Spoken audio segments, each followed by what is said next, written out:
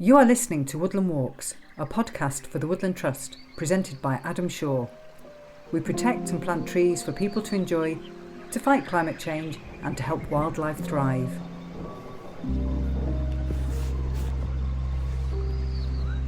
Well, today I am meeting a professional roller skater, which is a first for me anyway. She was also one of 18 contestants marooned on a deserted location in a BBC reality show, which saw people divided into two groups and tasked with competing in a range of challenges in the hope of eventually winning the title of sole survivor. She's meeting me on what I hope to be a less arduous but no less interesting adventure, visiting a really very rare site, a temperate rainforest here in the UK in Devon. Yeah, so my name is Tinuke. I am an adventurer. I'm an online storyteller, triple Guinness World Record holder, randomly enough. I'm completely obsessed with being in the outdoors and outside of my comfort zone. So being here in a new temperate rainforest is a great start. Right. Well, I've got to, first of all, you threw away the line, a triple Guinness World Record holder. So I've got to ask you about that. What's the 3 world records you So it's, I used to be a professional roller skater in chapter number 1. And it's the most cartwheels, the most burpees in a minute on roller skates, and then the most spins on e-roller skates in a minute as well. Wow. I did them all in lockdown, so I was just like on a mission. Okay. Yeah, I had time. And e-roller skates are battery powered, are they? Yeah, they're like little roller skate Segway things that you put on your feet. It's pretty epic. You can go like up to 40 miles an hour. It's like proper adrenaline. So, I mean, I know we're here to talk about forests. We are indeed. But I've never met a professional roller skater before, so I have to begin with a couple of questions about that. Sure. So how did that come about? So I've used to be in a show called Starlight Express, which is a musical. Yes, of course. And Who then doesn't know Starlight Express? Literally. So, but you were a roller skater before that? I wasn't. I was a dancer before that. I changed my mind a lot, as you. So is that how it works? I often wondered that because they go through a lot of roller skaters, and I thought that's a limited pool they're fishing in. So they get dancers and teach them how to roller skate. Yeah, they train us up, and then if you can roller skate by the end of the sort of like training up, then you go on to the show. Right. And I did that for 2 years in Germany. Wow. And then I came back to the UK and was a professional roller skater for like 10 years, which was great. Amazing. Yeah.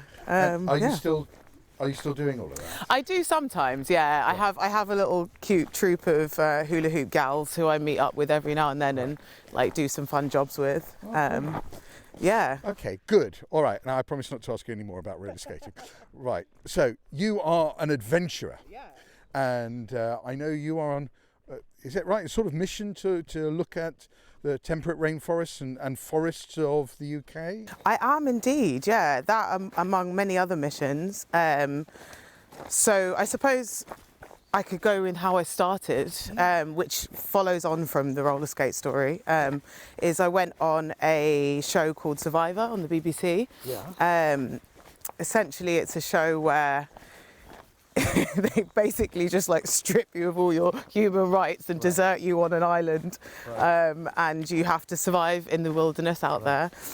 So I had a love of the outdoors and forests and woodlands and the wilderness, everything before, but that's what sort of shifted it into making it a bit of a mission to explore.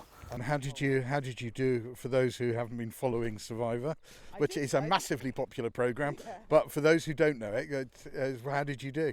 I did good, yeah, I did good. It was absolutely brutal, in both physically and emotionally. Yeah. It's quite a hard show in terms of like, tactics and things like that. So that was quite tough, but I loved living in the wild, building shelters, catching food, and just living out there. That was incredible. Had you done anything like that before? So I had recently gone and lived out in a beautiful forest near Stonehenge for a week on my own, as you do. And that was a lot of shelter building and bushcraft skills and all of that, fire making. So I was... You just taught yourself this? I mean, you just turn up and I got I'm going to sit in this forest now for a week. I better learn how to build a fire or what? Yeah, like some London city babe, just like, where am I? Yeah. So I had done some like basic skills and beforehand, so I didn't know what I was doing. I'd done lots of shelter building and stuff like that before. But yeah. And what was, so you said catching your own food. This is killing animals and eating, is that? We had, it was, I wasn't, you're not allowed to, I wasn't allowed to catch them and eat them. Right. So I had things with me that I brought in, rabbits, and then I foraged a lot. Whatever, I know what you mean. Yeah. Very cool. Yeah, yeah, that was crazy.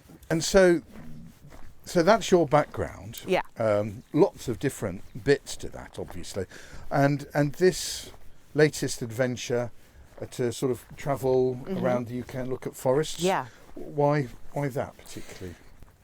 So first of all, I think it was just online. I saw something, this must have been a couple of years ago, something about like UK rainforests, and I was just like, what? Right. I had no idea at that point that there were rainforests in the UK.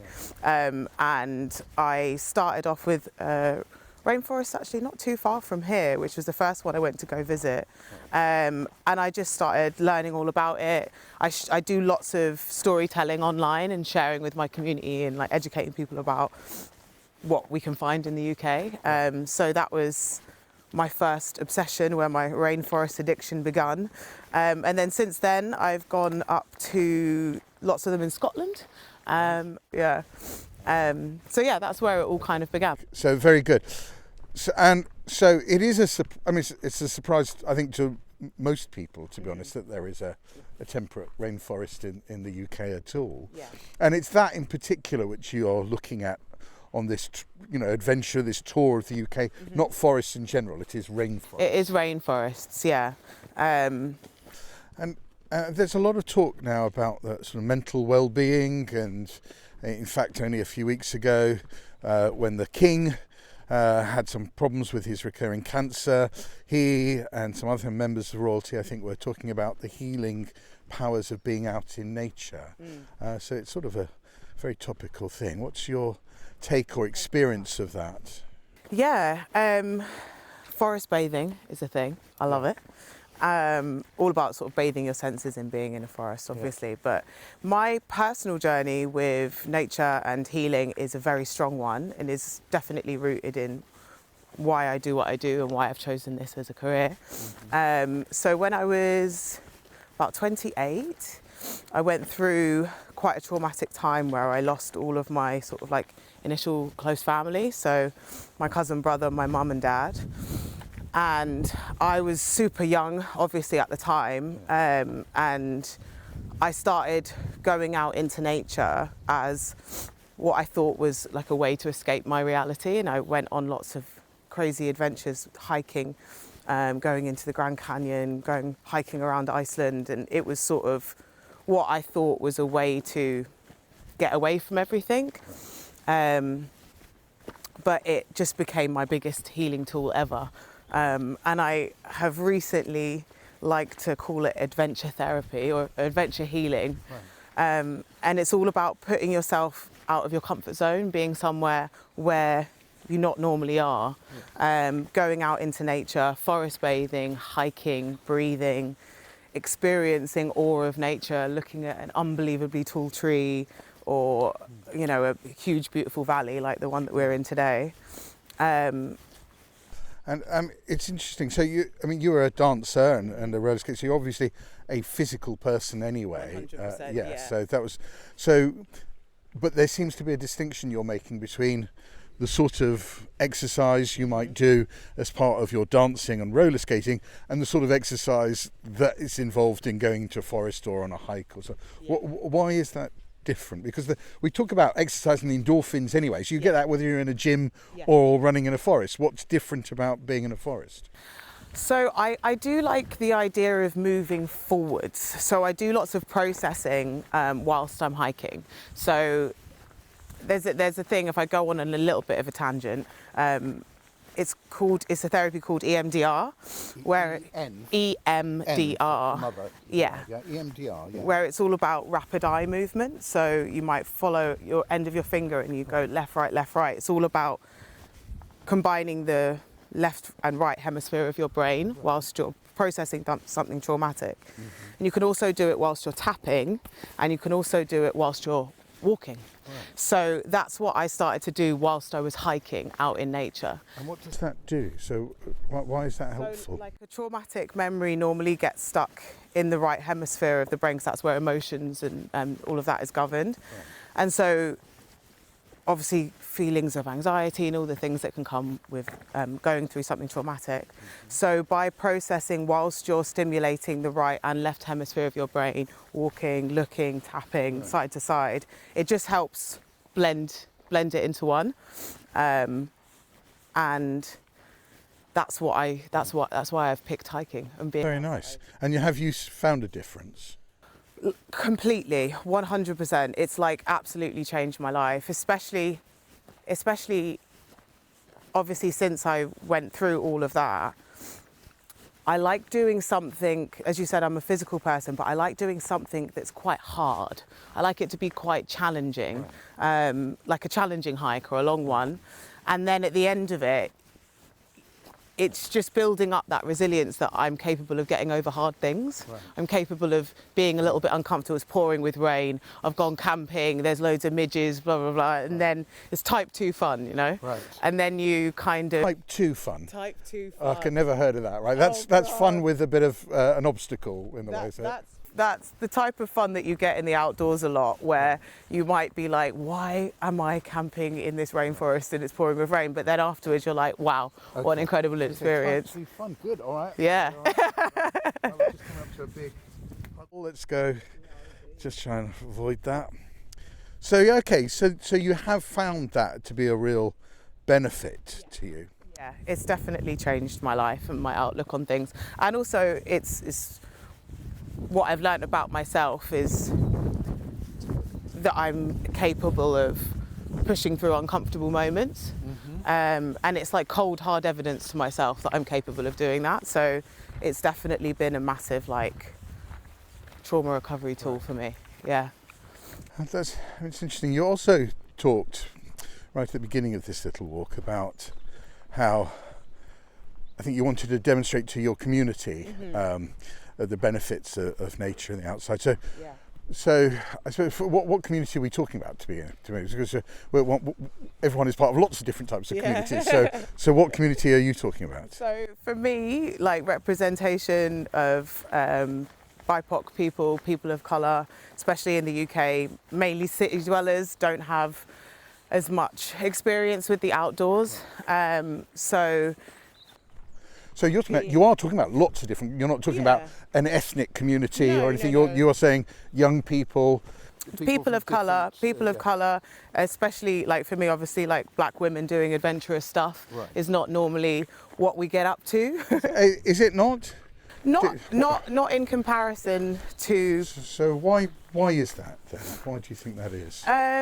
Lots of different reasons. Lack of representation in the outdoor scene is a huge thing across, like, the media, and also just when you come to a rainforest like this or a space, it's very different to be here when you're the only person of colour here.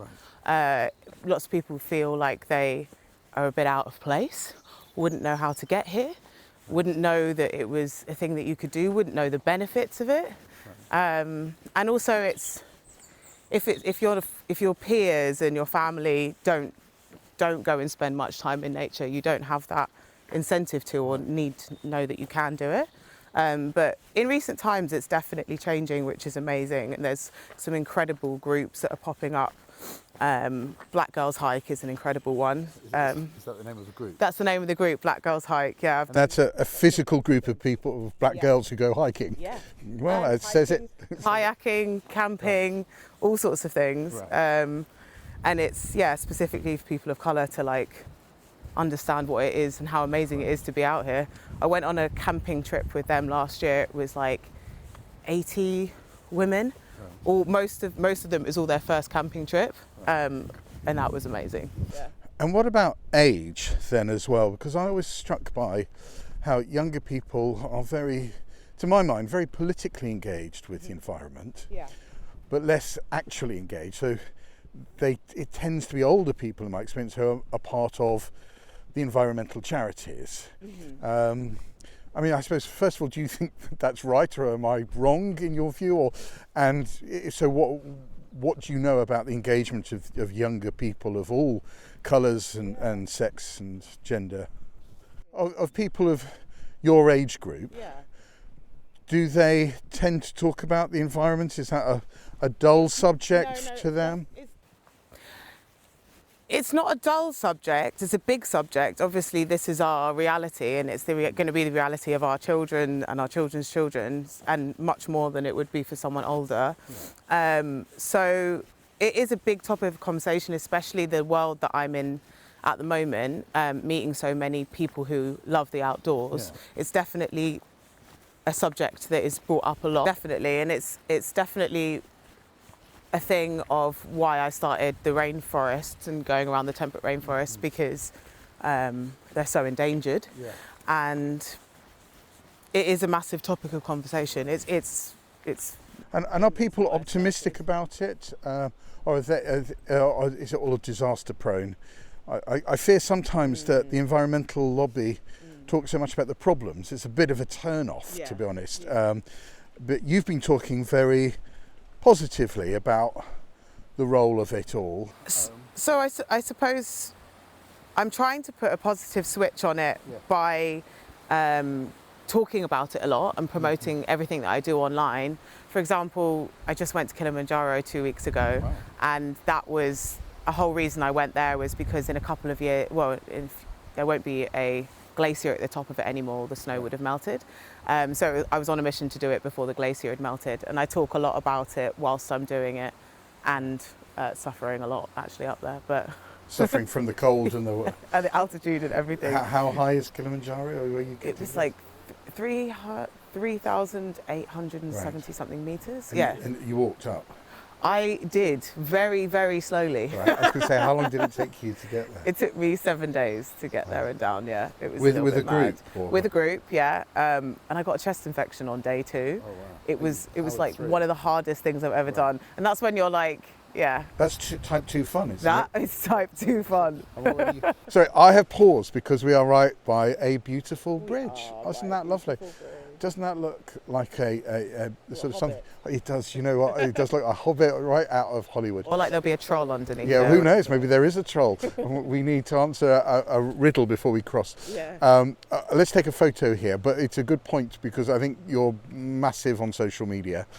So we'll take a photo here. Maybe you'll put it on social media. But what are your social media tags in case people want to follow you? So it's Tinuke, which is TINUKE _Oyediran, OYEDIRAN. Right. And that's all over the place. It's all out on all platforms. On all of them, it's the same. You're everywhere. Right, let's take a photo. Yeah. Okay. Right. Well, let's go over the troll bridge. Oops. Okay. There we are. We're not going to go for a wild swim. Well, I'm very happy to try and find a towel for you on your exit. But I won't. Cheer me on, but not take part. I'm a supporter of your wild swims as opposed to a participant. But I would like to stand in the middle of that river. I'm not going to because I don't know what I'm doing. Anyway, so. We talked about the adventures you've done on TV and elsewhere. You've got some other adventures coming up. What are they? I do indeed. I have lots of UK hikes coming up, which you can always join me on. You can follow me on my Instagram and come. When you say join you, it means not just turn up and sort of follow behind you in a sort of creepy manner. This is an organised. This is an organised thing. Fine. Okay. Organised. I thought you'd just go. Oh, there she is. Like just follow her. Okay. Join me. I'm also going to Iceland, which I'm inviting everyone to come along with me. That's in October. Right. I'm doing the Annapurna Trail, What's the in Nepal. It's sort of around Everest. I'm doing that in November, also inviting everyone to join me. And then my big birthday party next year is going to be to Everest Base Camp, which is April next year. So you've got a whole year to train up. And if people are interested in joining you on these adventures, they contact you via all your social media platforms. Indeed. Fantastic. How long have you been involved with the Woodland Trust for? Probably about a year now. So not long. And how did that happen? I think it was initially when I first saw a reel about temperate rainforests, and I contacted and said, I'm going off on a mission to visit them all. Can I come to all of yours, and do you want to join in any way? And yeah, it's been really exciting since then, yeah. So, I mean, you've talked about trying to encourage people from your communities to come along on a similar journey, metaphorically as well as, I suppose, physically. What would your message be to them to persuade them this is maybe something worth getting involved in? The benefits for me have completely changed my life in an amazing way, and I can't help but not share it. Right. So come and try it out, get outside your comfort zone a little bit. If this is something that you're not used to trying, you definitely won't regret it, and it's always nice to go with a group. So yeah, make new friends. From all of us to all of you, thanks for joining us, and as ever, happy wandering. Thank you for listening to the Woodland Trust Woodland Walks. Join us next month when Adam will be taking another walk in the company of Woodland Trust staff, partners and volunteers.